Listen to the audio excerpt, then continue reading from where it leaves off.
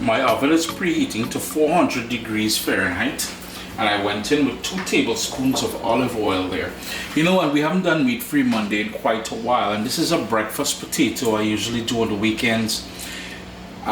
Eggs, and this, perfect combination. However, if you wanted to use it as a dinner sort of roasted potato, it's totally up to you. And I must mention that well, 2 things. I am not affiliated with any of the brands that you see here. Yeah. And number 2, I usually, I try my best to keep away from these things. The Italian seasoning is cool because I know what's in there, but the Creole seasoning, there's some stuff I can't pronounce on there. So yeah, we have to, my oven, 400 degrees Fahrenheit. It's singing, it's telling me it's ready. I am not affiliated with the brands, and usually I don't use prepackaged stuff in my food because my forefathers never did that. We're gonna go in with sea salt, and we're gonna go light with the salt because I know that Creole seasoning can be a bit salty. And speaking about forefathers, and this is not a Caribbean recipe. There is a Caribbean version of this that I shared a while back, and all it was is I use Caribbean green seasoning, which I will add some in here, but that was the major sort of flavor enhancer in the recipe itself, and that is something Mommy would make for us. All she would do is salt, black pepper, a bit of oil, well, no oil, but Caribbean green seasoning, and then fry it. This time we're doing it in the oven. And if you're interested in a version done in the air fryer, drop a comment down below and I'll do the air fryer version. So far, salt, black pepper. Come on, baby, don't let me down. There we go, fresh ground black pepper. I'm a lover of black pepper, yeah? Then it's time for that Italian seasoning.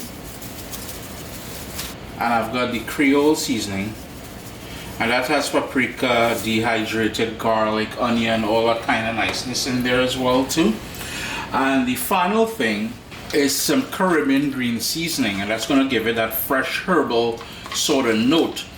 And Caribbean green seasoning, if you head over to caribbeanpot.com, I have a few versions of this, a big batch version and a small batch version. And the small batch version, again available at caribbeanpot.com, is for those of you who don't use it too often. I use this practically every day, so I make a big batch. Essentially what it is a combination of fresh herbs along with garlic, seasoning, peppers, and other niceties in here. My base is olive oil and it's pureed and blended,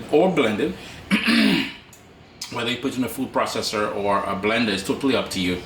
And we keep it in the fridge. Some people keep it in the freezer in ice blocks, but it goes into just about everything we cook in the Caribbean. The Spanish-speaking Caribbean got a version, the French-speaking Caribbean got a version. So head over to caribbeanpot.com for that recipe. Yeah, all we'll need to do now is to give that a good mix. And then we're gonna get our baking tray, line it with some parchment paper so cleanup is easier after. And we're gonna put it into the oven, 400 degrees Fahrenheit. As I said, this is great for breakfast on the weekend, or lunch if you wanted to do it for lunch. If you wanted to do dinner, have it as your potatoes for dinner. That is totally up to you. And if you wanted, you can fry these off. If I were frying it, I wouldn't add any of that olive oil in there.